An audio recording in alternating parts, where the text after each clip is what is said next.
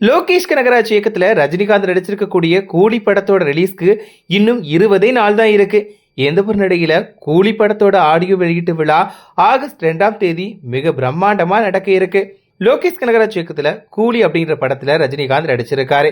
இந்த படத்துல சத்யராஜ், நாகார்ஜுனா, சௌபின் சாகிர், ஸ்ருதிஹாசன், உபேந்திரா உள்ளிட்ட பல முன்னணி நட்சத்திரங்கள் நடிச்சிருக்காங்க. அது மட்டும் இல்லாம இந்த படத்துல அமீர் கான் கேமியோ ரோல்ல நடிச்சிருக்காரு. இந்த படம் ஆகஸ்ட் 14ஆம் தேதி வெளியாக இருக்கு. இந்த படத்தை திரையில பாக்குறதுக்கு ரசிகர்கள் ரொம்பவே ஆவலோட காத்துட்டு இருக்காங்க. படத்தோட ரிலீஸ்க்கு 20 நாள் மட்டும்தான் இருக்கக்கூடிய நிலையில கூலி படத்தோட ஆடியோ வெளியீட்டு விழா குறித்த அறிவிப்பு வெளியாகி இருக்கு.